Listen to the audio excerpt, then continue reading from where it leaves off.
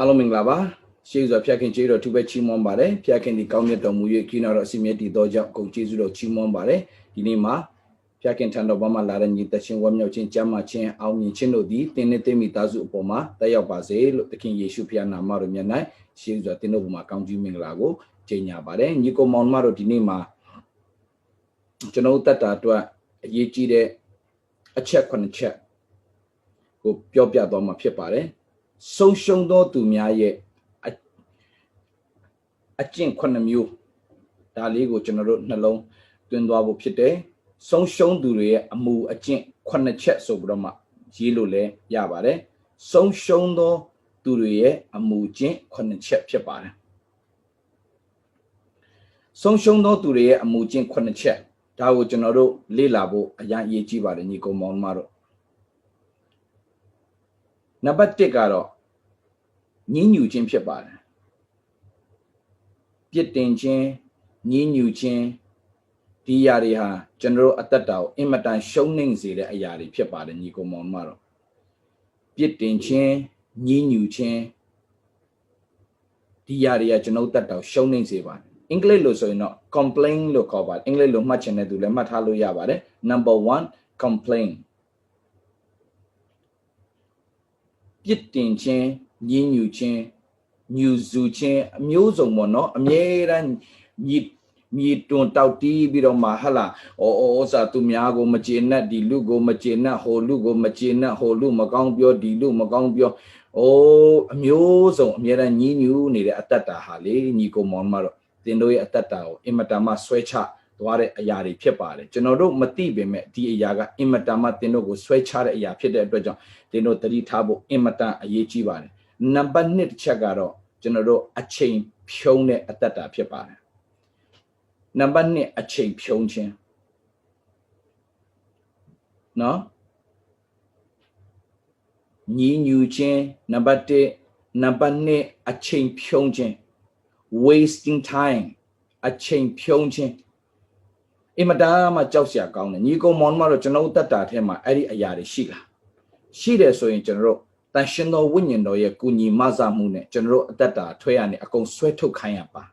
တင်ပြုတ်ပြင်လို့မရအောင်တင်ကိုတင်ကအိုးမြေဖြစ်တယ်အိုးထင်းကတန်ရှင်တော်ဝိညာဉ်တော်ဖြစ်တဲ့အတွက်ကြောင့်အိုးထင်းကနေပြီးတော့မှအကောင်ဆုံးပြုတ်ပြင်သွားပါလိမ့်မယ်တင်ကတိပြီးတော့မှငါရဲ့အတ္တတာမှာဒီညင်စိုးတွေရှိလားအဲ့ဒီညင်နေရှိတယ်ဆိုတော့ငါအတ္တတာထဲကနေအမြန်ဆုံးငါထုတ်ပြရမယ်ဘာကြောင့်ဆိုမထုတ်ပြရင်အဲ့ဒါကတင့်ကိုလှိုက်စားမဲ့အရာဖြစ်တယ်အဲ့ဒါကတင့်ကိုဆွဲချသွားမဲ့အရာဖြစ်တယ်အဲ့ဒါတင့်ရဲ့ဘဝတစ်ခုလုံးသာမကောက်တင့်သားစဉ်မြေးဆက်ကိုဖျက်ဆီးသွားမဲ့အရာဖြစ်ပါတယ်ဒီအတွက်ကြောင့်အင်မတန်ကြောက်စရာကောင်းတဲ့အရာဖြစ်တဲ့အတွက်ကြောင့်เนาะအမြဲတမ်းကျွန်တော်သတိထားမှာ number 1ညှဉ်းညူခြင်းပြစ်တင်ခြင်းဟိုလူကိုပြစ်တင်ဒီလူကိုပြစ်တင်ဟိုလူမကျေနပ်ဒီလူမကျေနပ်ပြီးတော့မှညှဉ်းညူပြီးတော့မှအသက်ရှင်နေတဲ့အတ္တတာအင်မတန်မှကြောက်စရာကောင်းတဲ့ဝိညာဉ်ယောဂတစ်ခုဖြစ်ပါတယ်ညီကောင်မောင်မတို့နံပါတ်2ကတော့အခုနကျွန်တော်ပြောသလို wasting time အချိန်ဖြုံးခြင်းဖြစ်တယ်အချိန်ဖြုံးတယ်အချိန်ဖြုံးတာကိုဘုရားသခင်လုံးဝမနစ်သက်ပါဘူးခင်ဗျာဘာဖြစ်လို့လဲဆိုအချိန်ဖြုံးတဲ့သူကိုဘုရားသခင်ကသူ့ရဲ့ plan ကိုသူဘယ်တော့မှချပြလို့မရအောင်ညီကောင်မောင်မတို့အချိန်ဖြုံးနေဆိုတော့သိလားမသိညီကောင်မောင်မတို့ကိုလှုပ်တဲ့နာကိုမလှုပ်ပဲနဲ့မလှုပ်တဲ့အဟာတွေကိုရှောက်လုံနေတဲ့အတ္တတာတနည်းအားဖြင့်ဥမာဆိုပါစို့သင်ဟာသင်ယူပါယုံအတွက်သင်ကပြင်ဆင်နေရမယ့်အချိန်မှာသင်ယူပါယုံအတွက်သင်က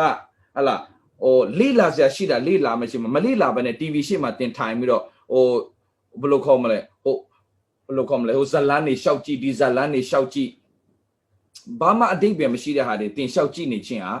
သင်ကိုဘုရားသခင်ပေါ်ပြခြင်းတဲ့အရာတွေကိုပေါ်ပြလို့မရပါဘူးဘုရားသခင်ဘာလို့မပေါ်ပြလဲဘုရားသခင်ဘာလို့မပေါ်ဘုရားသခင်မပေါ်ပြတာမဟုတ်ဘူးသင်ကဘုရားနဲ့အချိန်မယူခြင်းကြောင့်ဖြစ်ပါတယ်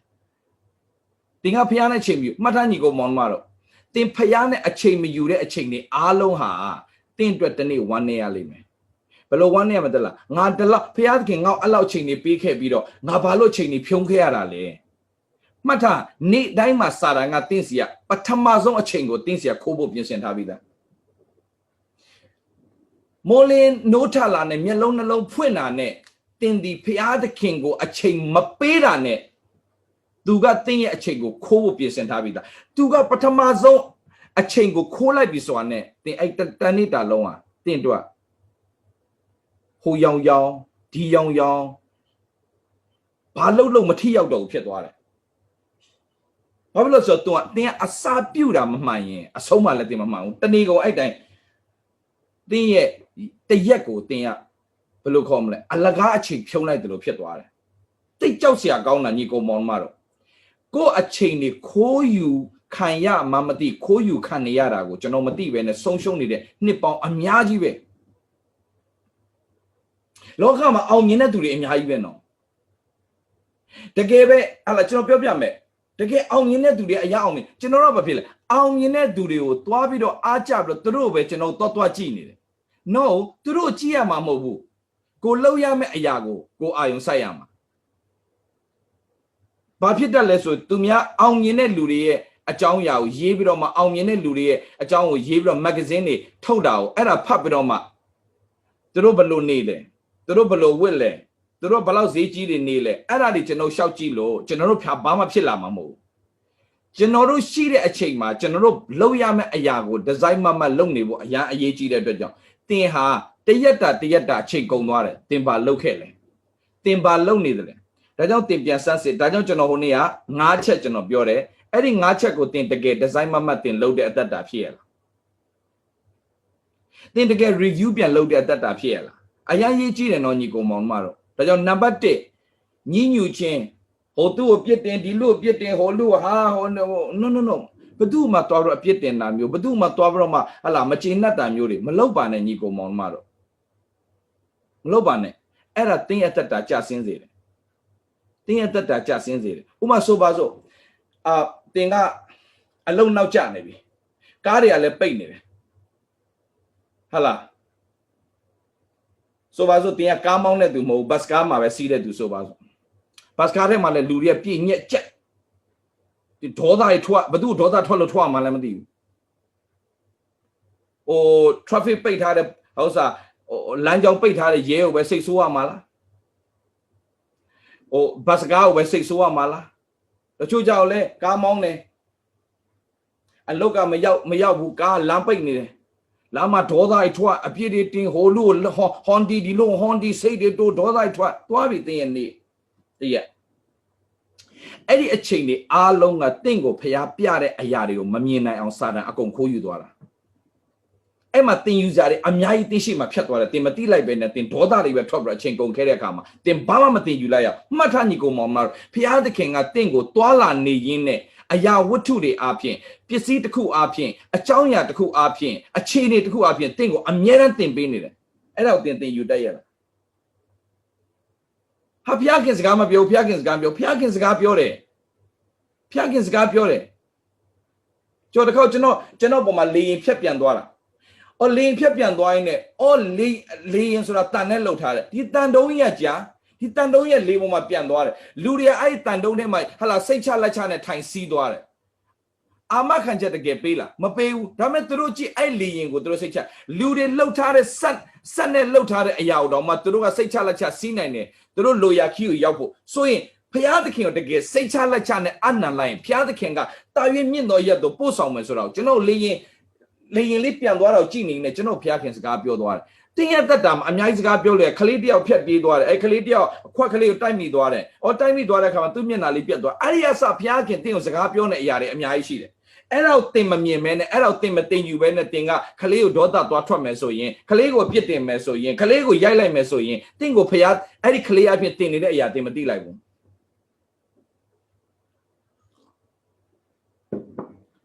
ဒါကြောင့်ပညာကိုသင်ယူတဲ့အခါမှာဖြစ်ပျက်နေတဲ့အခြေအနေထက်နဲ့ငါ့ကိုဖျားဘာသင်နေလဲဆိုတာနေ့တိုင်းသင်ယူတတ်တော်သူဖြစ်ရမယ်။ညီးတွားမဲ့အစားစိတ်တုန်နေမဲ့အစားဘာလို့ဒါဖြစ်ရတာလဲ။ဘာဖြစ်လို့ဒါဖြစ်ရတာလဲ။လူကတော့တစ်ခါလေမှာကိုမဖြစ်ချင်တာတွေဖြစ်လာတဲ့အခါမှာဒါပေမဲ့အဲ့ဒီထဲကနေငါ့ကိုဖျားဘာသင်နေလဲဆိုတာသင်ယူတတ်ရင်အဲ့ဒါသင်အမျက်ကြီးပဲ။သင်အမျက်ကြီးပဲအရှုံးမရှိဘူးအရှုံးထဲကနေအမျက်ပြန်ထုတ်တဲ့ဤတနည်းအဲ့ဒီအရှုံးထဲကနေဖျားတင်သခင်တင်းကိုဘာတင်နေလဲဆိုတာတင်ရအောင်တင်ယူခြင်းက လာမဲ့အနာဂတ်မှာတင်ကြီးမားစွာသောအောင်မြင်မှုရရှိဖို့အတွက်အဲ့ဒီထက်နဲ့သင်ခန်းစာပြန်ရတယ်အဲ့ဒါကအတွေ့အကြုံနဲ့သင်ယူရတဲ့သင်ခန်းစာတွေဖြစ်ပါတယ်ညီကောင်မောင်တို့ဒါရေးကြည့်ပါတယ်ဆိုတော့ဒါကြောင့်နံပါတ်1မညီတွားပါနဲ့မညီညူပါနဲ့ပြီးတော့မှနံပါတ်2ကအချိန်မဖြုံးပါနဲ့နံပါတ်3ကျွန်တော်ပြောပြတခုခုဖြစ်လာရင်သူ့ကြောင့်ဆိုပြီးတော့လက်ညှိုးမထိုးပါနဲ့မှတ်ထားပေးပါနံပါတ်3ကအင်္ဂလိပ်လို့ဆိုတော့ blame other တခုခုဖြစ်လာရင်သူများကိုလက်ညှိုးထိုးတတ်တဲ့အကျင့်ဒါကြီးကသူ့ကြောင့်ဖြစ်သွားလေဒါကြောင့်သူ့ကြောင့်ဖြစ်တာလေသူတော့မကြလို့လေသူဆုံးဖြတ်ချက်ချတာမားလို့လေသူလောက်ခဲ့တာကိုသူများကိုတိတ်လက်ညှိုးထိုးတတ်တဲ့သဘာဝရှိဖះလုံးဝမကြိုက်ပါဘူးမှားယွင်းတဲ့မိန်းမတယောက်ကိုဆွဲခေါ်လာပြီးတော့ခဲနဲ့ပေါက်တတ်ဖို့လုပ်တဲ့လူတွေအားလုံးကဒီမိန်းမကိုလက်ညှိုးဝိုင်းထိုးနေတာပါဒီမိန်းမဘယ်လိုစီရင်မှာလဲဒီမိန်းမဘယ်လိုစီရင်မှာလဲမောရှိထုံးဆိုင်ရတော့ခဲနဲ့ပေါက်တတ်ပိုင်ခွင့်ရှိတယ်ကိုတော့ဘယ်လိုစီရင်မှာလဲကိုတော့ဘာပြောလဲကျွန်တော်တို့အမြဲတမ်းပြောနေကြရှိတယ်သူများလက်ညှိုးတစ်ချောင်းထိုးရင်ကိုယ်ကိုလက်ညှိုး၃ချောင်းပြန်ထိုးနေတယ်တဲ့ That's it တောင်ညီကိုမောင်မတော့သူများလက်ညှိုးမထိုးမိပါစေနဲ့သူကလည်းကွာဆိုလက်ညှိုးတော့ထိုးတဲ့အတတ်တာမလုပ်ပါစေနဲ့အဲ့ဒါကြရှုံးခြင်းရဲ့လက္ခဏာဖြစ်ပါတယ်နံပါတ်3နံပါတ်4ပတ်စံမဖြုံးပါနဲ့ပတ်စံမဖြုံးပါနဲ့ပတ်စံကိုမဖြုံးပါနဲ့ပတ်စံကိုရင်းနှီးမြုပ်နှံပါ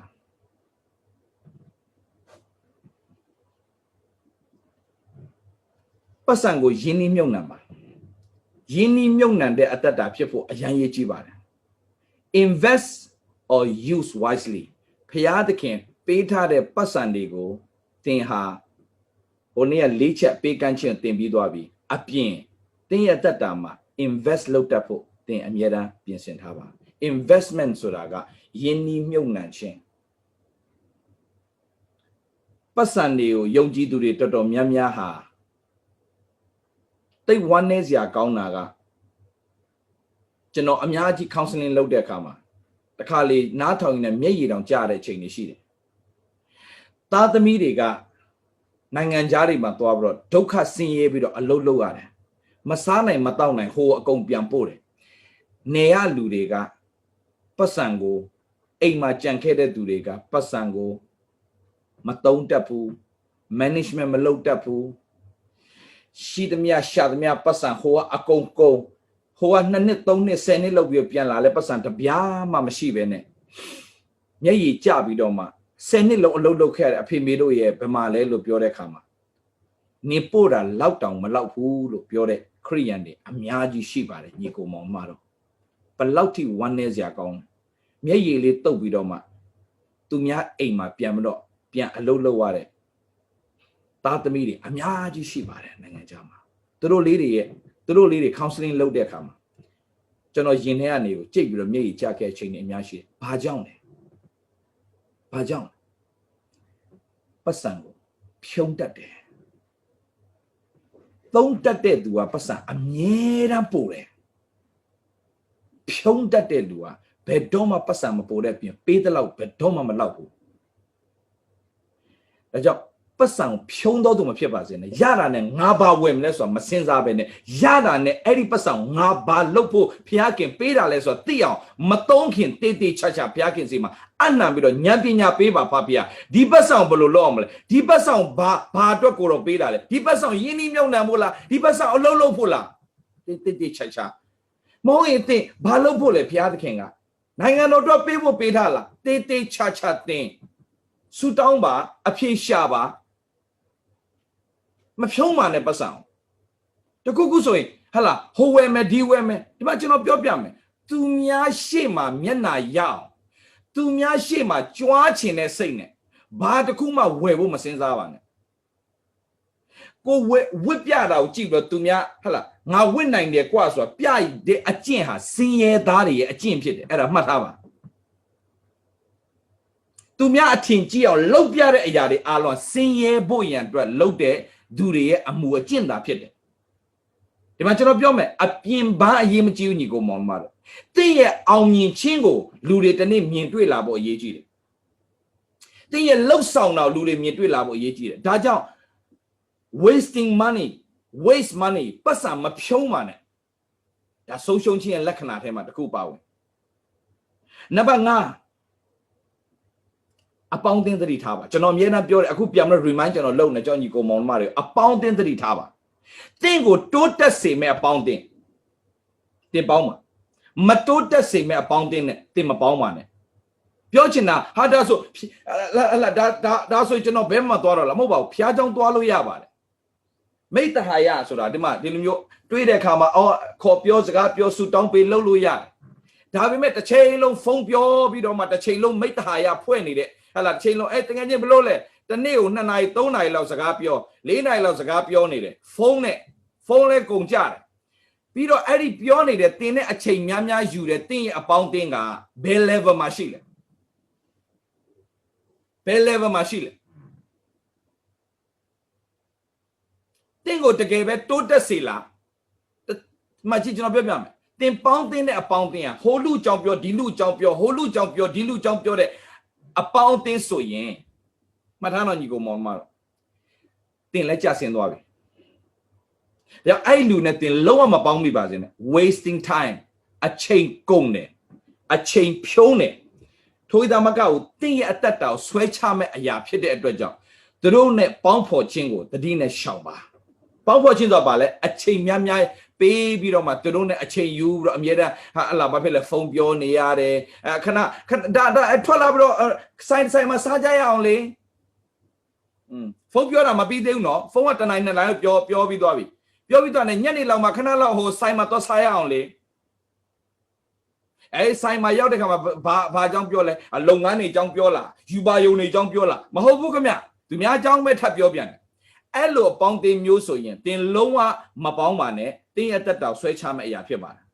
ကြောင့်တင်းဘလို့ပေါင်းတင်းလဲတင်းကိုတွန်းတင်မဲ့အပေါင်းအသင်းပေါင်းတင်းတယ်တင်းကိုဟလာ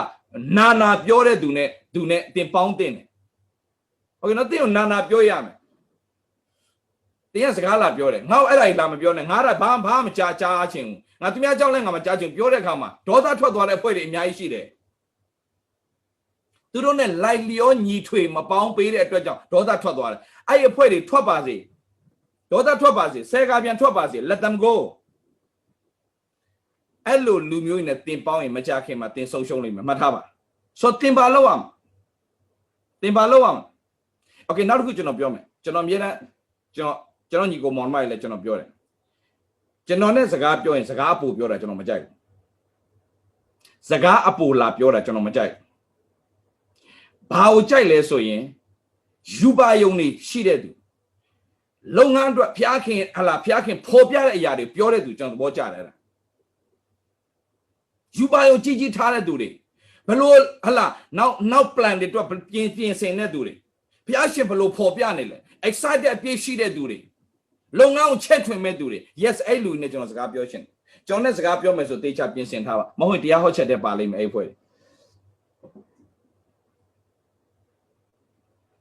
โอเคဘာလို့ကျွန်တော်ပြောတာလဲတင်းတို့ကျွန်တော်တိုးတက်စေခြင်းလို့ကျွန်တော်ပြောတာတိုးတက်စေခြင်းလို့ don't waste your time အချိန်မရှိတော့ဘူးညီကိုမောင်မတော့ကဘာကြီးကဆုံးရှုံးတဲ့ဆုံးရှုံးနေပြီအဲ့ဒါတော့မှတင်းတို့ကတတိမထားလို့မရဒါကြောင့်အပေါင်းတင်းတတိထားပါတင်းတနေ့ဖုန်းပြောစကားပြောနေတဲ့သူတွေတင်းတတိထားအစင်တန်းခွဲချတာမဟုတ်ဘူးသူတို့ချစ်ကြမယ်သူတို့လုံရင်ပေးရမယ်သူတို့မဆရမယ်သို့တော့သူတို့နဲ့ချိန်မဖြုံးပါနဲ့ကျေးဇူးပြုအဲ့ဒါပေါင်းတယ်လို့ခေါ်တယ်တစ်ချိန်လုံးဖုန်းပြောပြီးတော့မှလည်းအရေးလည်းမရအဖတ်လည်းမရဘာမရဒါကျွန်တော်မိတ်ဆွေတယောက်ရှိတယ်အဲ့လေးမှာတထိတ်တယောက်သူပြောင်းလဲသွားတယ်ကျွန်တော်တရားဟောပွဲမှာလာတော့ပြောင်းလဲသွားတယ်ဆရာကျွန်တော်အချိန်ပေးလို့ကျေးဇူးတင်တယ်ဗျာတဲ့သူကအချိန်ပေးတိုင်းအများနဲ့ကျေးဇူးတင်တယ်ပြောတော့ရတယ်ဘာလို့ချိန်လုံးပြောရလဲမဟုတ်ဘူးဆရာတဲ့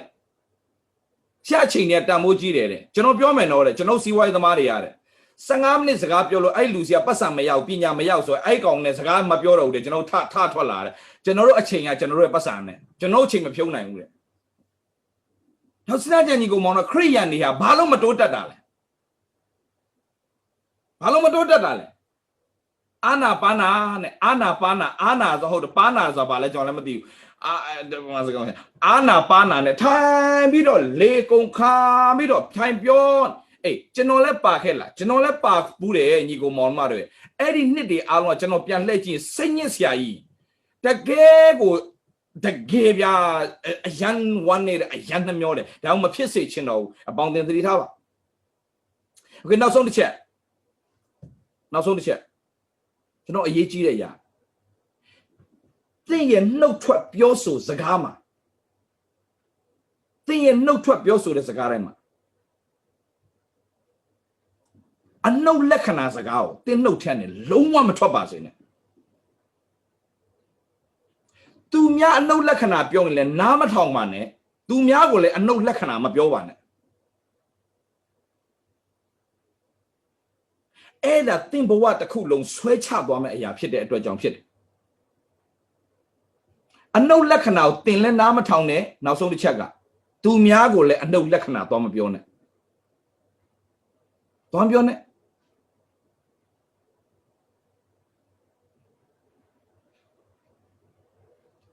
မြန်မာပြည်ကိုအရန်ချမ်းသာချင်တာလဲသူတို့ပဲမြန်မာပြည်ကိုကောင်းစားစေချင်တာလဲသူတို့ပဲမြန်မာပြည်ကိုအောင်မြင်စေချင်တာသူတို့ပဲနောက်ခဏနေမြန်မာပြည်ကဘယ်တော့မှတိုးတက်မဲ့နိုင်ငံလဲမဟုတ်ပါဘူးကွာထပြောတာလဲသူတို့ပဲဆိုတော့ညီကိုမောင်တို့မြန်မာပြည်ကဖျားခင်အချိန်တိုင်ချီးမြှောက်မယ်မြန်မာပြည်ကအချိန်တိုင်ဖျားခင်အံ့ဩဖွယ်ကောင်းကြီးပေးမယ်အာမင်အချိန်တိုင်ဖျားခင်အံ့ဩဖွယ်ချီးမြှောက်မယ်အချိန်တိုင်ဖျားကောင်းကြီးပေးမယ်သို့တော်ညာလည်းပဲကျွန်တော်နှုတ်ကနေမြန်မာပြည်ကိုကောင်းကြီးပေးတဲ့နှုတ်ဖြစ်ရလားကျွန်တော်နိုင်ငံခေါင်းဆောင်တွေရောတကယ်ကောင်းကြီးပေးတဲ့နှုတ်ဖြစ်ရလားစနာကြီးညီကိုမောင်တို့ကျွန်တော်တို့မကျေနိုင်အဲ့နိုင်ငံခေါင်းဆောင်လည်းပြန်ဆဲလို့ဆဲအမျိုးစုံရှိတယ်ညီကိုမောင်တို့မြန်မာပြည်ကိုကျွန်တော်ဘယ်လောက်ထိကောင်းကြီးပေးလို့လဲမြန်မာပြည်ဘယ်လောက်ထိကျွန်တော်ကောင်းကြီးပေးလို့လဲမြန်မာပြည်ကိုကောင်းကြီးပေးပါတခုဆိုမြန်မာပြည်ကဗမာပြည်ကဘာဖြစ်တယ်ဗမာပြည်ကမြန်မာပြည်ကိုကောင်းကြီးပေးတဲ့အတ္တတာဖြစ်ပါစေဒါကြောင့်ကျွန်တော်ဒီ9ချက်သတိထားမယ်ဘာကြောင့်လဲဘာလို့ကျွန်တော်ဒီ9ချက်ပြောလဲဆိုကျွန်တော်တတ်တာထဲမှာညီကိုမောင်တို့โอเคအချက်9ချက်ပြန်ပြောပါမယ်နံပါတ်1 complain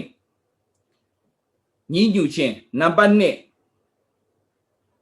အချိန်ဖြုံးခြင်းနံပါတ်3သူများကိုလက်ညှိုးထိုးခြင်းသူများကိုလက်ညှိုးလျှောက်ထိုးခြင်းနံပါတ်4ငွေဖြုံးခြင်းနံပါတ်5ဆုံးရှုံးစေတဲ့အပေါင်းအသင်းတွေနဲ့ပေါင်းဖော်ခြင်း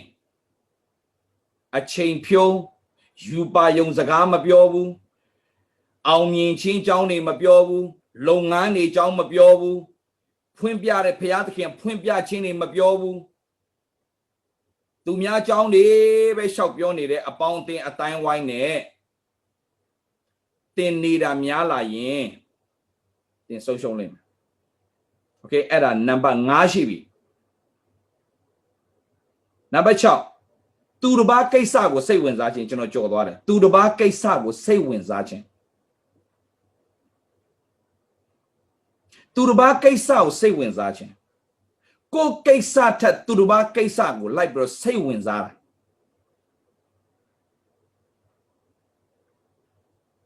ဟိုလူကဘာဖြစ်လဲရင်ဒီလူကဘာဖြစ်လဲရင်ဟဲ့ तू ကဘာဖြစ်လို့ဟိုတုန်းကအိမ်တော့မပိုင်တဲ့လူကအခုကနှစ်ထပ်တိုက်တွေပါလေစောက်လို့ဘာဖြစ်တာလဲရင်ဒီမှာကျွန်တော်ပြောပြမယ်ညီကောင်မောင်မတို့ကျွန်တော်ဒီအိမ်ဝယ်တာ10နှစ်ကျော်ပြီအိမ်ဘေးနာလူတွေနဲ့တယောက်မှကျွန်တော်မခင်ဘူးသူတို့ဘာလူလဲဆိုတာလဲကျွန်တော်မသိဘူးကျွန်တော်ဘလို့လူလဲဆိုတာသူတို့မသိဘူးမြန်မာပြည်ကတရက်ကွက်လုံးအကုန်သိတယ်တယောက်အကုန်သိတယ်ဘေးနာအိမ်ဘေးနာလူကျွန်တော်မသိဘူး10နှစ်ကျော်ပြီအခုပြောနေတာဟိုအိမ်ဘေးနာလူလဲကျွန်တော်မသိဘူးလို့ကျွန်တော်လဲဟိုဘက်အိမ်ဘာလုပ်လဲကျွန်တော်မသိဘူးဘာလို့လဲဒီနိုင်ငံမှာကကိုကိစ္စပဲကိုစိတ်ဝင်စားတယ် သူများကိစ္စကိုစိတ်ဝင်စားအောင်သူတို့ကဘာလုပ်ငန်းလုပ်တာလဲသူတို့ကဘာဖြစ်တာလဲစိတ်ဝင်စားအောင်စိတ်ကိုဝင်စားတာဒီနိုင်ငံမှာသူဘာတာကားအကောင်းပဲစီစီကားအဆုပ်ပဲစီစီစိတ်ဝင်စားအောင်စိတ်ဝင်စားတာကိုလောက်ရမယ့်အရာပဲကိုစိတ်ဝင်စားတယ်ဒီလိုနိုင်ငံမျိုးတွေတော်တော်များဒါကြောင့်အောင်မြင်ကြတယ်ဒါပေမဲ့ဟိုမှာအကုန်စိတ်ဝင်စားတယ်အကုန်စိတ်ဝင်စားတယ်ဟိုးဘအဲ့ဒီရက်ကွက်မှာအိမ်ထောင်150ရှိတယ်ဆိုပါစို့ခွေးကြိုက်တဲ့ကိစ္စတရက်ကွက်လုံးသိတယ်အကုန်ဘယ်ခွေးကဘလို့ကြိုက်သွားတာတည်င်းကအစအကုန်လုံးကြားသိအဲ့ရနေမှာစနောက်တစ်ယောက်ကနေပြီးတော့မအောင်ဥစ္စာဖြစ်ပြီးတယ်အဲ့မှာစပြောပြီအခုရောက်လာတဲ့တယောက်တွေ့လားအဲ့တယောက်ကသူ့ကိုသူအပြိုထင်လို့လားကလေး3ယောက်အမေတရက်ကွက်လုံးတီးသွားပြီတပတ်ပဲရှိသေးတယ်ဟာစနာကြီးကမောသူပြောသိစိတ်ဝင်စား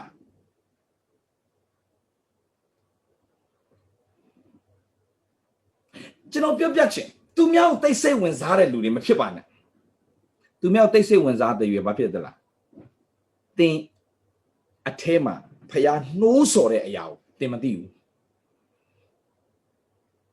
အဲ့လေအင်္ဂလိပ်လိုဆိုမှတ်ထား burning desire လို့ခေါ်တယ် burning desire အဲ့ဒီ burning desire ရှိတဲ့သူကပဲအောင်မြင်တာအမြဲတမ်းတောက်လောင်နေတဲ့စန္ဒတစ်ခုကတင့်ကိုအောင်မြင်စေတာအဲ့ဒီဟာတွေမရှိတော့ဘူးဘာကြောင့်ဆိုတင်သူများပဲစိတ်ဝင်စားတဲ့အခါမှာကိုယ်အထဲကနေကိုဖြစ်ရမယ့်အရာကကိုယ်တွန်းတင်လို့မရတော့ဖြစ်သွားတယ်ကိုယ်စိတ်ကကိုယ်ပြန်စကားပြောလို့မရတော့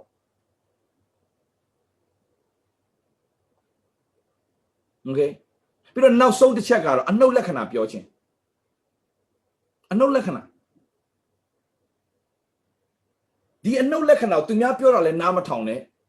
အဲ့ဒါဘာလဲဆိုတော့တင့်အထဲကိုစာတန်ကတနည်းနည်းနဲ့တင့်ကိုအနှုတ်လက္ခဏာတွေလာထည့်ပြီးတော့မှတင့်ကိုအမြဲတမ်းအနှုတ်လက္ခဏာသမားဖြစ်အောင်လုပ်နေတာဆိုတော့တင်ကတခု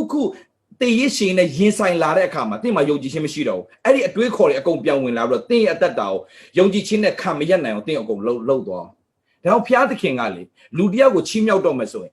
အဲ့ဒီအတိုင်းဝိုင်းထက်နဲ့ဆွဲကိုထုတ်တာမောရှေကိုဖျားသုံးပြုခြင်းတဲ့အခါမှာအဲဂရုပြန်လေလုံးဝဆွဲထုတ်ပြပြီးတော့ဘယ်လောက်ဆွဲထုတ်လဲနှစ်40ဆွဲထုတ်ပြပြီးတော့မှအဲ့ဒီအဲဂရုရဲ့ mindset ကိုအကုန်လုံးတောထဲမှာအကုန်ဖြတ်ထုတ်ပြပြီးတော့မှလူနဲ့မပေါင်းခိုင်းသိုးနဲ့ပဲအနှစ်40လုံးသွားပေါင်းခိုင်းပြီးတော့အဲ့ဒီအတွေးကိုအကုန်ထုတ်ပြလိုက်တဲ့အချိန်မှာ तू ဘာမှမသိတော့တဲ့ချိန်ကြတော့မှဖျားသူ့ကိုပြန်ခိုင်းမှာကွာ तू မလှုပ်ချင်တော့ तू ဘာမှမလှုပ်နိုင်တော့မှတ်ထားဖျားသခင်ကဘယ်ချိန်မှသုံးလဲတလားတင်0 set ဖြစ်သွားပြီကျွန်တော်ဘာမှမလုပ်နိုင်တော့ပါဘူးကျွန်တော်ဘာမှမတတ်နိုင်တော့ပါဘူးကျွန်တော်ဘာမှမသိတော့ဘူးဆိုတဲ့အချိန်မှာဘုရားသခင်တင်ကိုစပြီးတော့မှချီးမြှောက်ပြီးတော့အသုံးပြုတာဖြစ်တယ်မှတ်တာဘုရားသခင်ဘယ်ချိန်မှအသုံးပြုလို့မရဘူးလေတင်တော်တယ်တင်သိတတ်တယ်တင်ကိုလုံနိုင်တယ်ဆိုတော့လုံတဲ့သူတွေတော်တော်များများကဘုရားရှိမှပြေးတဲ့လူတော်တော်များအမြဲတမ်းနောက်ဆုံးမှအမောဖောက်ရတယ်အမောဖောက်ပြီးတော့တေကန်นี้မှာဘုရားစီပြန်လှည့်မှာဘုရားသခင်သူ့ရဲ့0 set surrender လုပ်တဲ့အခါမှာဘုရားသခင်ပြန်ကောင်းချီးပေးတာဖြစ်တယ်ဒီအတွက်ကြောင့်ညီကိုမောင်မတို့ကျွန်တော်ပြောပြမယ်အသက်တာအရင်ကြီးတယ်နံပါတ်1လုံးဝ complain မလုပ်ပါနဲ့ဟုတ်လားညင်ညူတာတွေဟုတ်လားသူများကိုအပြစ်တင်တာတွေသူများကိုကြီးလို့မရတဲ့တစ်ချိန်လုံးအဲ့ဒါတွေသင်အသက်တာထဲမှာရှင်းချက်ချင်းတန်ရှင်သောဝိညာဉ်တော်ဒီလုတ်ခိုင်းပါနံပါတ်2သင်ရဲ့အသက်တာထဲမှာလုံးဝအချိန်ဖြုံးတဲ့အသက်တာမဖြစ်ပါနဲ့နေ့တိုင်းမှာသင်အချိန်စရာတွေဆွဲထားပါသင်လှုပ်ရှားရှိတာတွေကိုတောက်လျှောက်သင်လှုပ်ပါโอเคနံပါတ်3သူများကိုလက်ညှိုးထိုးတဲ့အချိန်မှာလှုပ်ပါနဲ့တခုဆိုရင်ဟေး तू လဲမှားတတ်တယ် तू လဲမှားတတ်တယ် तू လဲမှားတတ်တယ် तू လဲမှားတတ်တယ်ဆိုတော့သဘောပေါက်ပြီးတော့ကျေးဇူးတော်ကြောင့်ငါသူ့လိုမဖြစ်ပေမဲ့ကျေးဇူးတော်ကြောင့်သာမဟုတ်ရင်ငါလည်းသူ့လိုအချိန်ပေးဖြစ်နိုင်တယ်ဒါကြောင့်ငါသူ့လက်ညှိုးသွားမထိုးဘူးဆိုတဲ့အတ္တတာဖြစ်ဖို့အင်မတန်အရေးကြီးတယ်နံပါတ်4သင်ကိုဖျားပေးထားတဲ့ငွေအားလုံးကိုဖြုံးဖို့မစင်စားပါနဲ့ပေးတဲ့ငွေတွေအားလုံးလက်ထဲမှာရောက်လာပြီဆိုတာနဲ့တေးချဆူတောင်းပြီးတော့မှဘာဝဲရမလဲမစင်စားနဲ့ဘာဝဲရမလဲမစင်စားနဲ့ဘာဖြုံးရမလဲမစင်စားနဲ့ဘုရားသခင်ဒီပတ်စံဘာလုပ်ရမလဲအများကြီးမှမရသေးတာအများကြီးရရင်တော့စဉ်းစားမှာပေါ့မဟုတ်ဘူးဘုရားသခင်တင်းရဲ့လက်ထဲမှာ100ပေးလဲအဲ့100ကိုတင်ကဘုရားသခင်ဘလို့သုံးရမလဲဆိုတဲ့ဉာဏ်ပညာတောင်းတိုင်ဘုရားသခင်တသိန်းပေးလာလိမ့်မယ်100နဲ့တသိန်းကနေတသန်းပေးလာလိမ့်မယ်ဘုရားသခင်မှတ်ထားငယ်သုံးမှာတစ္ဆာရှိမှကြီးတော်မူတင်နိုင်ဘုရားခင်အပ်တာဒါကြောင့်အရင်ဆုံးဘုရားသခင်ပေးတဲ့အရာကိုသင်ဟာမဖြုံးမဲ့နဲ့သင်ဟာဘုရားခင်ခိုင်းတယ်လှုပ်တတ်ဖို့လိုတယ်နံပါတ်5ကျတော့အပေါင်းအသင်းတတိထားပါသင်ကိုဆွဲချမဲ့အပေါင်းအသင်းမပေါင်းပါနဲ့သင်အတွက်ဟလာ အပူဖြစ်စေမယ်ပေါင်းတင်မပေါင်းမှန်းတကယ်ပြောတာပါညီကောင်မောင်မတော့အားနာတော့တင်မပေါင်းမှန်းတင်သက်တာဆွဲချမဲ့ရဖြစ်တယ်တင်တနေ့ဘယ်သူနဲ့စကားများပြောနေတယ်အဲ့လူကပါလေတင်ရဲ့တက်တာပညာပေးလားတင်ရဲ့တက်တာကိုဟာလားဟိုတိုးတက်စေလားတိုးတက်စေစပေါင်းပါမတိုးတက်စေဘူးတင်မပေါင်းနဲ့စာဖတ်တာအကောင်းဆုံးပဲစကားပြောမယ်စာဖတ်လိုက်လေ့လာလိုက်အဲ့ဒါပိုကောင်းတယ်နံပါတ်6သူတစ်ပါးကိစ္စကိုလုံးဝစိတ်ဝင်စားတယ်နံပါတ်9အနှုတ်လက္ခဏာပြောတဲ့သူကိုလည်းတင်နားမထောင်နဲ့တင်ကိုယ်တိုင်လည်းအနှုတ်လက္ခဏာမပြောနဲ့လုံးဝမပြောနဲ့အဲ့ဒီတက်တောက်တင်ပြင်စင်ဖျက်ရှင်အောင်ပဲတင်ကောင်းကြည့်ပေးလိမ့်မယ်ကျွန်တော်အကြောင်းအရာလေးတစ်ခုနဲ့ပြောပြီးတော့ကျွန်တော်အဆုံးသတ်ချင်တယ်ဆိုတော့သူ့ရဲ့နာမည်က Alan Nagao လို့ခေါ်တယ် Nagao Alan Nagao သူကမွေးတုန်းကခြေထောက်နဲ့မွေးလာတဲ့အတွက်ကြောင့်သူကဟာဝိုင်ယီမှာမွေးပါတယ်အမေရိကန်နိုင်ငံဟာဝိုင်ယီမှာသူမွေးပါတယ်ခြေထောက်ကနေမွေးလာတဲ့အတွက်ကြောင့်သူ့ကိုဆွဲထုတ်ရတဲ့အတွက်ကြောင့်လက်ကလေးပြတ်သွားပါတယ်ဒါအမေရိကန်မှာပဲလက်ကလေးပြတ်သွားပါတယ်ခြေထောက်ကဆွဲထုတ်ရတဲ့အတွက်ကြောင့်ညက်နဲ့ဆွဲထုတ်ရတဲ့အတွက်ကြောင့်သူဟာခြေထောက်မတန်မစွမ်းလဲဖြစ်ခဲ့ပါတယ်ဆိုတော့ကျောင်းမှာလည်းပဲသူဟာပညာရည်ချင်းမှာမတော်သလိုအားကစားပိုင်းမှာလည်းမထူးချွန်ပါဘူးဆိုတော့သူ့ကိုသူများအနေပြီးတော့မှစာလည်းမတော်ဘူးအားကစားပိုင်းမှာလည်းမထူးချွန်ဘူးဒုက္ခိတလေးဖြစ်တဲ့အတွက်ကြောင့်ဆိုပြီးတော့မှသူ့ကိုကြောင်ထိုးချင်းခံခဲ့ရတဲ့သူတယောက်လည်းဖြစ်ပါတယ်ဒါပေမဲ့အသက်20ရောက်လာတဲ့အခါမှာ high performance kite ဆိုတဲ့ဒီလေဟုန်စီးတဲ့စွန်ကိုသူကစလုပ်ပါတယ်လူစီးလို့ရတဲ့စွန်လိုမျိုးကြီးလူစီးလို့ရတဲ့စင်စွန်တွေ့ဘူးလားမသိဘူးအဲ့လိုမျိုးဩစာပေါ့ကိုအင်ကြီးလို့ဝှချလိုက်ပြီးတော့မှအဲ့ဒီစွန်အဲ့လိုဩစာလိုမျိုးစွန်အဲ့ဒါကို high performance kite လို့ခေါ်တယ်စွန်လိုမျိုးဒါပေမဲ့လူစီးသွားလို့ရတယ်အဲ့ဒါသူစလုပ်ပါတယ်အသက်20မှာသူစပြီးတော့မှသူများစီမှာမလုပ်ဘူးငါဘာသာပဲငါအလုပ်ငါလုပ်မယ်ဆိုပြီးတော့တေချာမှတ်ထားပေးပါအသက်20မှာစပြီးတော့မှသူဟာသူ့ company သူစလုပ်ပါတယ်သူ့ရဲ့တစ်လဝင်ငွေကဒေါ်လာ600ပဲရှိပါတယ်တေချာနားထောင်ပေးပါအရင်ကြီးပါတယ်ဒေါ်လာ600ဆိုတာမြန်မာငွေနဲ့ဆိုရင်ဖြန်းမြကြီး6သိန်းပဲထားလိုက်ပါတော့ဗျာအခုပေါက်ဈေးနဲ့ဆိုဘာညာမပြောနဲ့ကျွန်တော်ရှင်းလေးပြောမယ်6သိန်းပဲထားလိုက်6သိန်းမှာသူ့ရဲ့လုပ်ငန်းတွေပြန်လုပ်ဆရာရှိတယ်ဘာလုပ်တယ်သူဘလို့မှအမျက်ဆိုတာမရှိပါဘူးဒါပေမဲ့သူဘာလုပ်လဲဆိုတော့သူအောင်မြင်ရမယ်လို့သူတတ်မှတ်ပြီးတော့သူကတရက်ကိုဒေါ်လာ60ရရင်သူပျော်နေပါပြီတရက်ကိုဒေါ်လာ60ရရင်ပျော်နေတဲ့သူတယောက်ဖြစ်ပါတယ်တလောက်သူ6သိန်းလောက်နဲ့သူ့ရဲ့ life ကသူစ조사ရုန်းကန်နေရတဲ့သူတယောက်ဖြစ်ပေမဲ့သူ့မှာ burning desire ဆိုရှိပါတယ်အခုနကျွန်တော်ပြလိုက်တဲ့လူပါပဲလက်တချို့တွေမရှိပါဘူး Alan ဟာသူ့ဘဝကိုသူစ조사ခဲ့ပါတယ် burning desire သူ့ရဲ့အဲ့ဒီလေဟုန်စီးတဲ့စွန်လူစီးလို့ရတဲ့စွန်သူညာဘက်လက်ကလေးကိုကြည်ပါသူ့ရဲ့ညာဘက်လက်ကလေးအဲ့လိုလေးမွေးပါအဲ့လိုဖြစ်သွားတယ်ဒါမဲ့ तू ကလူစီးနိုင်တဲ့ kite ကိုစပြီးတော့စွန်ကို तू စတင်ပြီးတော့ तू လှုပ်ဆောင်ပါတယ်ဒါမဲ့လှုပ်ဆောင်တဲ့လောက်စ조사တဲ့လောက်အောင်မြင်မှုရတဲ့လောက်မရခဲ့ပါဘူးဒါမဲ့ तू စိတ်တက်မကြပါဘူး तू ဘာလုပ်လဲဆိုတော့သူ့မှာလှုပ်တဲ့အချက်၄ချက်ရှိပါတယ်ညီကိုမောင်မတို့အဲ့ဒါလေးကိုမှတ်ထားပေးပါနံပါတ်1ယူပါယုံကိုရေးချပါတယ်ငါတနေ့မှာငါရဲ့လုပ်ငန်းဟာတလမှာဘယ်လောက်ဝင်ငွေရှိရမယ်လို့ तू ရေးချပါတယ် तू ဝင်နေတာကတရက်ကို60တောင်မှမနှဲဝင်နေရတဲ့အချိန်မှာသူကယူပါယုံကိုမီလီယံနဲ့ချီပြီးတော့ထားပါတယ်သူများတွေကသူ့ရဲ့ယူပါယုံပြောပြတိုင်းမှာသူများရီးပါတယ်ဘာလို့ तू က disable ဖြစ်တဲ့အတွက်ကြောင့်ဖြစ်တယ် तू ကမတန်မစွမ်းဖြစ်တဲ့အတွက်ကြောင့်သူများမယုံပါဘူးဒါပေမဲ့ तू ယူပါယုံစရေးချတယ်မှတ်ထားပါအဲ့ဒီယူပါယုံကို तू နေ့တိုင်းနှုတ်ကနေပြန်ဖတ်ပြီးတော့ရွတ်ပြီးတော့မှအဲ့ဒီယူပါုံတဲ့ငါတနေ့ဖြစ်လာတော့မယ်လို့နေ့တိုင်းသူရေးတဲ့ယူပါတချို့ကယူပါုံရေးထားတယ်ပြန်ဝှက်လှည့်မကြည့်တော့ဘူးယူပါယုံရေးထားလို့ဖြစ်တာမဟုတ်ယူပါုံရေးပြီးတော့အဲ့ဒီယူပါယုံရေးထားတဲ့အောင်နေ့တိုင်းပြန်ဖတ်ပြီးတော့မှအဲ့ဒီပေါ်မှာငါအတိုင်းဖြစ်လာမယ်ဆိုတာကိုယုံကြည်ခြင်းကိုတည်ဆောက်နေတာဖြစ်တယ်နံပါတ်3ပုံဖော်တယ်ယူပါယုံပုံဖော်တယ်နံပါတ်3ပုံဖော်တယ် ပြန်ပြောမယ်နံပါတ်1ယူပါယုံရေးချတယ်နံပါတ်2ယူဟလာယူပါယုံကိုစတင်ဝန်ခံတယ်ငါတနေ့မကြခင်ဖြစ်လာမယ်အောင်မြင်မှုရတော့မယ်ဒီတိုင်းအောင်မြင်မှုရမယ်ဝန်ခံတယ်နံပါတ်3ယူပါယုံကိုပုံဖော်တယ်အင်္ဂလိပ်လို့ဆိုရင် visualize ပုံဖော်တယ်ငါတနေ့အောင်မြင်တဲ့လုပ်ငန်းရှင်တယောက်ဖြစ်ကိုဖြစ်လာမယ်ပုံဖော်တဲ့အပြင်သူဘာလုပ်တယ်လဲဆိုရင်အမြဲတမ်းသူက business conference တွေကိုပတ်စံအကုန်ခံလို့တွားတက်တယ်သူတွားတင်ယူတယ် business conference တိုင်းသူတွားတယ်သူမှဘာတွေလိုအပ်နေလဲဆိုတော့သူအမြဲတမ်းတွားတင်ယူတယ် conference တစ်ခုမှမလွတ်အောင်သူတွားပြီးတက်တယ်တင်ကြားမှုဘယ်တော့မှမရက်စေနဲ့တင်ကြားမှုရက်တဲ့နေ့ကတင်ရတိုးတက်မှုရက်တဲ့နေ့ပဲမတိုးတက်တော့ဆိုတင်ဆုပ်ယုပ်သွားပြီအဲ့ဒါသာမှတ်ထားနေ့တိုင်းတင်ယူနေပါဒါကြောင့်ကျွန်တော်နေ့တိုင်းဘာဖြစ်လို့တင်တို့နှုတ်ကပတ်တော်ပေးနေလဲနေ့တိုင်းတင်တို့တင်ယူတက်တာဖြစ်ဖို့သူတင်တို့ကိုလည်းတင်ယူတက်နေအောင်ကျွန်တော်ကိုယ်တိုင်လည်းပြန်တင်ယူနေရတယ်တင်တို့ကိုတင်ပေးဖို့ကျွန်တော်ကိုယ်တိုင်မတင်ယူလို့တင်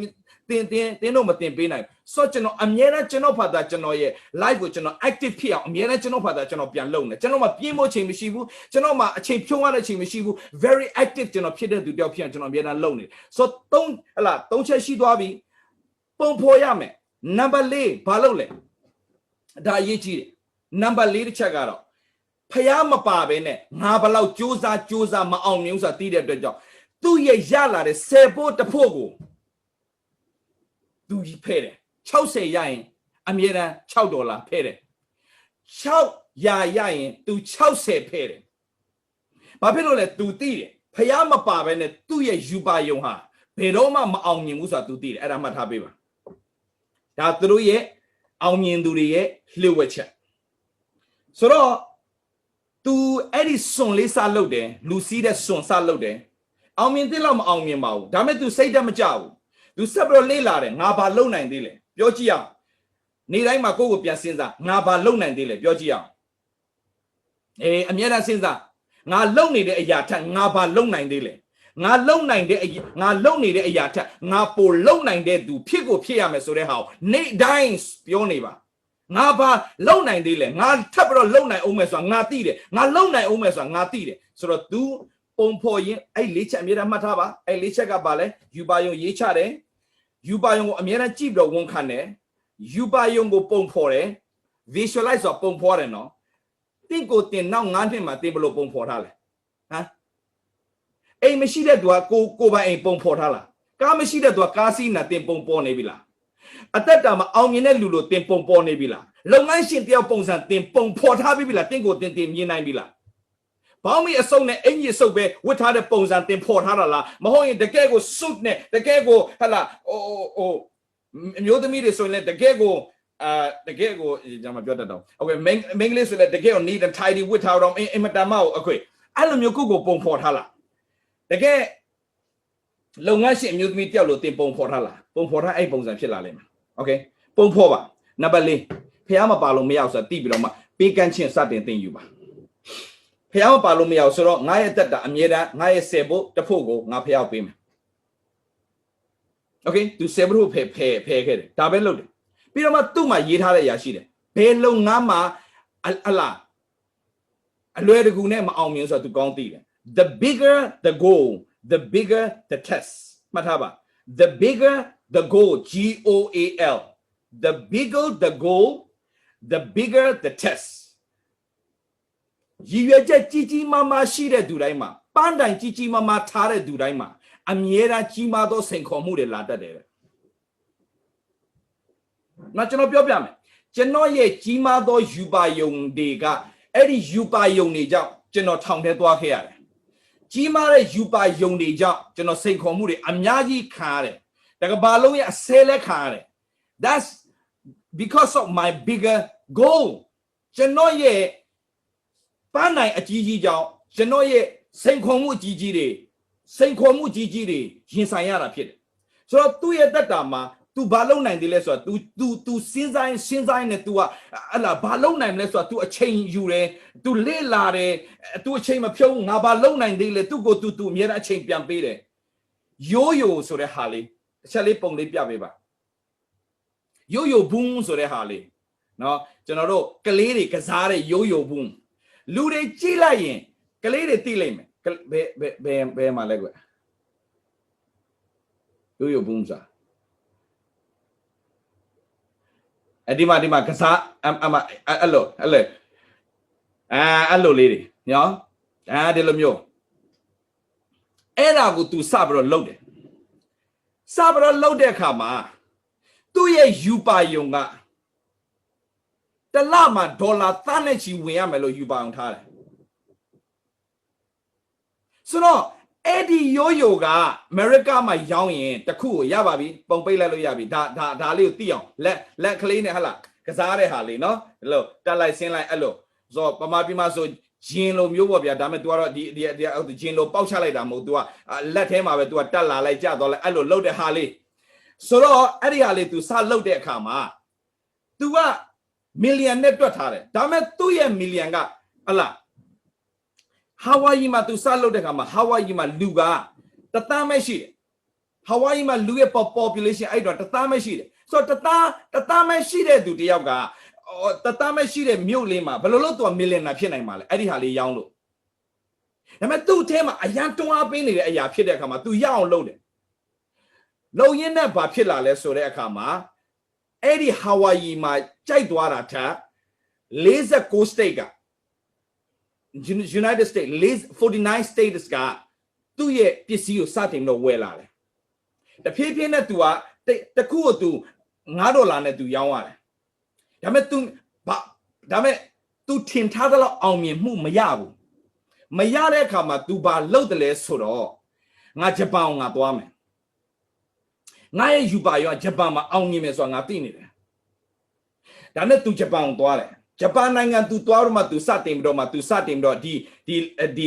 ကစားရဟာလေးကို तू သွားပြီးတော့မှသူ့ရဲ့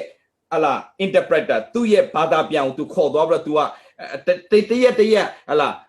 စီးပွားရေးလောကထဲမှာဝင်သွားပြီးတော့သူ့ရဲ့အယုတ်ကလေးကို तू သွားပြတဲ့အခါမှာပထမဆုံးသွားတွေ့တဲ့ meeting ကအဲ့ဒီဟာလူတွေကဘာပြောလဲဆိုတော့ဒေါသအရန်ထွက်တယ်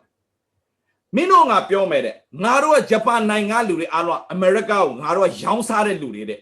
အယုတ်ကိုရောင်းစားတဲ့လူတွေခလေးကြိုက်ရောင်းစားလူတွေအမေရိကပြန်ဝယ်တာငါတို့မှမရှိဘူးကွာတဲ့မင်းတို့ထွက်သွားဆိုမောင်းထုတ်ခံရတယ်အဲ့လိုမျိုးပဲတစ်ခုပြီးတစ်ခုဆိုတော့ तू သွားပြီး introduce လုပ်တဲ့အခါမှာ meeting 10ခုလုပ်ခဲ့တယ်10ခုစလုံးကသူတို့ကိုလုံးဝခါခါတီတီညှင်းပလိုက်တယ်ခါတီတီညှင်းပလိုက်တဲ့အခါမှာ तू တရက်သူ့ရဲ့ကုန်ကျစရိတ်က$1000ရှိတယ်တရက်$1000ဆိုရက်ရှည်လာတာနဲ့အမျှသူမြောက်ပေးရတဲ့ကားနဲ့ရှိတဲ့ဟိုတယ်ကပါလာရင် तू ကတတ်မှတ်ထားတဲ့ဟာတပုံများလာပြီသူ့ရဲ့ကုန်ကျစရိတ်အများများလိုက်ခါမှာ तू စိတ်တက်ကြတယ်စိတ်ပြက်တယ် तू ဝမ်းနေတယ်တနေ့ तू ထိုင်ငိုတယ်ငါတကယ်အယူပဲငါဒီမှာဘာလာလောက်တာလဲဂျပန်နိုင်ငံတကဘာလုံးသူ့ရုပ်ရောင်းစားနေတဲ့အချိန်မှာငါဂျပန်နိုင်ငံဘာလာလောက်တာလဲဒါပေမဲ့ तू ငယ်တဲ့က तू စိတ်ထဲမှာရှိတာဂျပန်နိုင်ငံမှာငါရဲ့ဟလာဒီအယုတ်ကလေးကအောင်မြင်ရမယ်ငါရဲ့ကလေးကစားစရာလေးကအောင်မြင်ရမယ်လို့ तू ကလုံးဝစိတ်ထဲမှာဖြစ်နေပြီမဲ့တလားလည်းမအောင်မြင်လား तू ရဲ့ပတ်စံနဲ့တောက်လဲကုန်နေပြီဆိုတော့တနေ့မှာသူများလက်မခံတော့လဲငါသူများဥစ္စာပေါ့ဘလို့လမ်းဘေးမှာငါသွားပြီးတော့မှ तू ကအဲ့ဒီလှုပ်ပြတဲ့သူလဲ तू ငှားသေးတယ်ငါခါလဲပေးရတဲ့ဘာသာပြန်လဲငါဆိုတော့သွားလှုပ်တဲ့အခါမှာအဲ့ဒီကရှိတဲ့ဂျပန်အဲ့ဒီလမ်းမှာရောင်းနေတဲ့သူတွေကသူတို့မောင်းထုတ်လိုက်တယ်လာပြီးတော့မှမရှုပ်နဲ့ဒံငါတို့နေရဆိုမောင်းထုတ်တဲ့အခါမှာ तू ဟိုတယ်ပြန်ရောက်တဲ့အခါမှာ तू မျက်ရည်ပေါက်ကြတယ်ငါဂျပန်နိုင်ငံမှာငါဘာပြန်လုပ်တာဒါနဲ့သူ့ရဲ့ mentor သူလှမ်းခေါ်တယ်မှတ်ထားပါအောင်မြင်မဲ့သူတိုင်းမှာ coach ဆိုတာအများအားရှိရပါတယ်အောင်မြင်တဲ့သူတိုင်းမှာသူ့ကိုတွန်တင်တဲ့သူသူ့ကိုအားပေးတဲ့သူသူ့ကိုဆွဲခေါ်မဲ့သူသူ့ကိုစုရဲတဲ့သူသူ့ကိုဟလာမြင့်တင်ပေးမဲ့သူတယောက်ကအများအားထားရပါတယ်တင်း mentor မရှိရင်တင်ဘယ်တော့မအောင်မြင်နိုင်ဘူးမှတ်ထားဘလောက်ပဲ Ronaldo ကဘလောက်ပဲဘောလုံးကစားတာတော်သူ့ကို coach လုပ်တဲ့သူမရှိဘဲနဲ့ကဘာကျော်သူမဖြစ်လာပါဘူးဆိုတော့သူတို့မှလည်း coach အများအားထားတယ်အဲ့ဒီ coach ကိုသူလှမ်းတော့ဖုန်းဆက်တယ်ကျွန်တော်ဘယ်လိုလုပ်ရတော့မလဲကျွန်တော်အခုရှုံးပေါ်နေပြီကျွန်တော်ဆက်မလုပ်နိုင်တော့ကျွန်တော်အရင်စိတ်တက်ကြနေပြောတဲ့ခါမှာဟိုဘက်ကနေတော့ပြန်ပြောတယ်အခုငါ့ကိုစကားပြောနေ Alan ဆိုတာဟုတ်ရဲ့လားဟုတ်ပါတယ်ကျွန်တော် Alan မင်းအတန်မဟုတ်ဘူးတဲ့ Alan ဆိုတဲ့လူကစိတ်ကမကြဘူးစိတ်မပြတ်ဘူးလောက်ဆရာရှိတာကိုဘလောက်ရှုံးပါစေလောက်မယ်ဆိုတဲ့လူစားမျိုးငါအခုအတန်ကြားနေမင်းတန်မဟုတ်တယ်လို့ပဲငါပါဟုတ်ပါတယ်ငါပြောပြမယ်မင်းဖြစ်ချင်းကိုမင်းသိပြီးတော့မင်းဆက်လုပ်စမ်းပါဖုန်းချသွားတယ်ပြန်ခေါ်တယ်ကျွန်တော်ဘာလို့ဖုန်းချလဲငါပြောပြီးပြီ မင်းမအောင်မြင်မင်းနဲ့အမေရိကကိုပြန်မလာနဲ့ဆိုတော့ပြန်ချပလိုက်တယ်သူ့ရဲ့ mentor ကဘာလို့မှသူမသိဘူးမျက်ရည်နဲ့ဟိုတယ်မှာသူထိုင်နေနေမှာသူတတိချက်ချင်းရတယ်လွန်ခဲ့တဲ့10နှစ်လောက်ကသူ့ရဲ့စွန်လေးကိုသူလာပြီးတော့အဲ့ဒီကစားကွင်းမှာသူပြဘူးတယ်အဲ့ဒီပန်းချံထဲမှာသူပြဘူးတယ်သူတတိရတော့အဲ့ပန်းချံထဲသူပြန်သွားတော့အဲ့ဒီပန်းချံမှာရှိတဲ့သူတွေကိုသူတို့ဘာသာလာပြီးတော့မှအလားသူတို့ဘာသာအပန်းဖြေနေသူတွေအားလုံးအတန်ကုန်ဟစ်ပြီးတော့သူអော်ပြီးတော့မှလာကစားကြည့်စမ်းမလာလို့ကြည့်စမ်းမអော်ရင်နဲ့အတန်ဘယ်လောက်ထိអော်ရလဲဆိုရင်နဲ့အဆုတ်အလားချောင်းကအဒီအဆုတ်ထိတဲ့ထိသူអော်ခဲ့ရတယ်တဲ့သူများတွေလာတော့ကစားဖို့တဲ့ဒါပေမဲ့သူဘယ်တော့မှရှုံမပေးဘူးတဲ့ဘယ်တော့မှရှုံမပေးဘူးငါတနေ့အောင်မြင်တော့သူဖြစ်ရမယ်ဆိုတော့သူချိန်ဝါခဲ့တယ်လမ်းဘေးမှာတွားလို့လမ်းဘေးကပြစ်တင်တယ်သူများဟိုမှာတကယ် meeting ဟလာတကယ် business meeting မှာတွားပြလဲသူ့ကိုမောင်းထုတ်တယ်ဘလို့မှမအောင်မြင်တဲ့သူတရားဒါပေမဲ့အဲ့ဒီကနေစလိုက်တာကျွန်တော်ပြောပြမယ်အခုနရိုးရိုးဆိုတဲ့ဟာအခုကဘာမှာကလေးကစားတဲ့ထဲမှာ one of the ဟလာအယောင်ရဆုံးကလေးကစားစရာလေး toy ဖြစ်ပြီးတော့မှသူ့ရဲ့ရောင်းအားကပြီးခဲ့တဲ့နှစ်မှာ13 million ပြီးခဲ့2018မှာ13 million အဲ့ဒါကိုဒေါ်လာနဲ့ပဲရောင်းတာသူ့ရဲ့ profit ကြီးပဲ13 million ဖြစ်သွားတယ်ကြည့်လိုက်တဲ့အခါမှာဒီဥစ္စာလေးကဘာမှမဟုတ်ရိုးရိုးဘုံစားဘာမှမဟုတ်ဘူးပဲဟာကလေးကစားစရာလေးဒါပေမဲ့သူ့ရဲ့ဖျားသခင်တတ်နိုင်တယ်ဆိုတာယုံကြည်ပြီးတော့လှုပ်တဲ့အရာကဖြစ်ကိုဖြစ်ရမယ်ဆိုပြီးတော့လှုပ်တဲ့အရာကအချိန်တန်တော့ဖြစ်ရတဲ့ခွင့်ကိုဖျားကပြင်ဆင်ပေးတယ်တခုပဲကျွန်တော်ပြောမယ် never give up ဘယ်တော့မှအရှုံးမပေးနဲ့အလုပ်တစ်ခုလုပ်ရင်မှတ်ထားတင်းရဲ့အသက်တာထဲမှာဆုံးရှုံးစေမဲ့အကျင့်9မျိုးကိုတင်းရဲ့အသက်တာမှာရအောင်ဖယ်ရှားပြီးတင်းလှုပ်ရှားရှိတဲ့အရာကိုဒီဇိုင်းမတ်တင်းလှုပ်သွားမယ်ဆိုရင်တော့တင်းရဲ့အသက်တာကိုကြီးမားသောအောင်မြင်ခြင်းဖျားရှင်ပေးသွားလိမ့်မယ်ဒီအကြောင်းအရာလေးနဲ့ကျွန်တော်အားပေးခြင်းတယ်နောက်ဆုံးတစ်ချက်လေးကျွန်တော်ပြောပြခြင်းယေရှုခရစ်တော်ကတနေ့မြို့တစ်မြို့ဝင်ပြီးတော့မှဆူတောင်းပေးနေတဲ့အချိန်မှာလူနာတွေများလွန်းလို့အိုးဘယ်သူမှမကတ်နိုင်တော့သူ့နားမှာလမ်းနေရာကုန်ပိတ်ကုန်ပြီအဲ့ဒီခါမှာလူနာတယောက်ကိုခေါ်လာတဲ့သူကမတိုးနိုင်တော့တဲ့အခါမှာဘလို့မှဟလာလူ၄ယောက်ကလူနာတယောက်ခေါ်လာတယ်ဘလို့မှမတိုးနိုင်တော့အခါမှာဘလို့ဆုံးဖြတ်လို့ရလဲ sorry ပဲနော်တကယ်ချင်းမင်းတို့ငါတို့အကောင်းဆုံးကူညီပေးတယ်ဒါပေမဲ့မင်းသိတဲ့အတိုင်းပဲအခုယေရှုနာကိုငါတို့ကတ်ဖို့မပြောနဲ့တိုးလို့တော့မရဘူးကွာ sorry ပဲတကယ်ချင်းလို့ပြောလိုက်လို့ရမယ်အဲ့ဒီ၄ယောက်ကဘာလုပ်လဲဆိုတော့ no ယေရှုထံငါတို့ရောက်အောင်ပို့မယ်ယေရှုထံကိုရောက်အောင်ပို့မယ်ဆိုတဲ့စိတ်နဲ့ဘာလုပ်လဲဆိုဟိုးခေါမိုးထီကိုအဲ့ဒီလူနာကိုရအောင်၄ယောက်ကဆွဲတင်ပြီးတော့ခေါမိုးဖောက်ပြီးတော့မှသူများအိတ်ခေါမိုးဖောက်ပြီးတော့မှယေရှုခလက်တက်တဲ့ကိုရအောင်ချတာအဲ့ဒီခါမှာယေရှုကဘလို့မြင်သွားလဲဆိုတဲ့အခါမှာမင်းတို့ရဲ့ယုံကြည်ခြင်းကြောင့်နဲ့သူယခုပင်ကျမ်းမာစေတယ်ဆိုတော့ကြည်စမ်းညီကိုမောင်မတို့ဇွဲမလျှော့ပဲနဲ့ဖျားသခင်တတ်နိုင်တယ်ဆိုရယုံကြည်ပြီးတော့မှအားမလျှော့ပဲနဲ့တင်လှုပ်ရှားရှိတော့ဒီဇိုင်းမလုပ်မယ်ဆိုရင်အချိန်တန်ရင်ဖျားသခင်ကတင့်ရဲ့ဒါကြောင့်ကျမ်းပိုက်လေးတစ်ပိုက်လေးပေးပြီးတော့မှကျွန်တော်ဆုံးသက်ချင်ပါတယ်အားလုံးလိုက်မှတ်ထားပေးပါရာဇဝင်ကျုပ်ဒုတိယဆောင်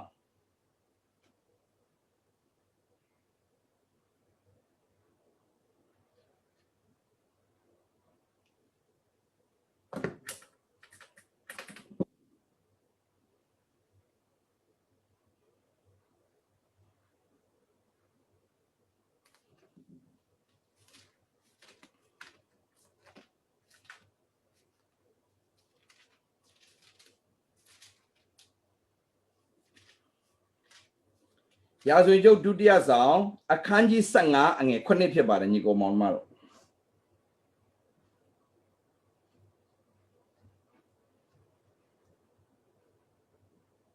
ရာဇဝင်ကျုပ်ဒုတိယဆောင်အခန်းကြီး15အငယ်9ဖြစ်ပါတယ်ဒါလေးပြောတော့ကျွန်တော်ဆုံးသက်ပြစီတင်တို့မူကားအာယူကြလော့လက်အားမလျှော့စေနဲ့တင်တို့ကျင့်သည့်အတိုင်းအကျိုးကိုခံရကြမည်ငတ်ဆို၏ညီကိုမောင်မတို့ဒီမှာရှိတဲ့ညီကိုမောင်မတွေတင်တို့ယူပါအောင်ထားရတယ်တင်တို့ပန်းနိုင်ထားရတယ်လှုပ်ဖို့အတွက်ယူပေါင်းနေရေးချထားတဲ့သူတွေဒီမှာဖျားစကားပြောတယ်တင်တို့မူကအာယူကြလော့လုံးဝစိတ်တမကြနဲ့စိတ်ပြတ်နဲ့လက်အားမလျှော့စေနဲ့လုံးဝရှုံးမပေးနဲ့တင်တို့ကျင့်သည့်တိုင်အကျိုးကိုခံကြမည်မွတ်ဆိုတယ်တင်တို့လှုပ်တဲ့အတိုင်းတင်တို့ယူပါယုံထားတဲ့အတိုင်းဖျားသခင်ထိတ်ဆုံးကိုရောက်အောင်ပို့ဆောင်မယ်ဆိုတော့ပြောတာဖြစ်တယ်ဒါကြောင့်ယူပါယုံ Gigi, Tado, Atatari, Atidi Pilie, Mapina in the Ayago, Tingo, Pisse, Piashide, the Kube, the Lecha go Tenderitaba, Yubayon, Yechaba, Yubayongo, Nate Dine, won't come ba, Yubayongo, Pompoba, Bidoma, Tinya Tatama, Amiera Mata, Payao, Nambatit Niama, Tare Nine, Tinya Pecanchin, Piadakin, Pecanchin at Tataro, the need and Shiba say. Pia can pay them way amount though. This is she's a Pia Pian Pachin Api. And over Chino Chinkana Tatami Pipasi. Yausi die, Pia the King County, let go a sing hammer to repeat down the King Shuna Managina. Can I sit down a Piashin Goro Jesu dinner? You need to go to see and don't pillow Jesu dinner. Yausi dying at that. Goro Shimpia. Mimi at that tema. Goro Manetta the Ayario. Need dying winning no up in Pubian Cambidoma. You buy your tire dying a short land in the Tatami Didi Pipasi. You bound tied that, but when you are amusing my pin and violate, amusing Ludi Switch Aliment, Ludi Gay element, Dodo, people pianos or the same. I'm yet a piatkin, are you ye in champion, the Nima. Loca Dari Pianchi, Archer at Tatami Pibasi, the King Yeshu Piana man, suit down, Gonji Pele by the Palms of the Pia. Amen and amen. The Nida alone, I mean Chine. Now, Daimashida to the Nya Niches or Apiobi, Shinla Wamas or Nota the Queen, the Nita alone. Sat Dwame Nigo Monmare, Kwa Pine, no Lacanari Pine, Loga Itema, Amiera won't canchin, Jujo Chine, Ambuego, Amiera, Cambu Yandro, Amiera, upon Lacanane, Pioso won't canchin up your thing and Naga, County Piro Salat Wajava, Tavi Piakin Chimio Chin Lalime. God bless you all. Love you guys.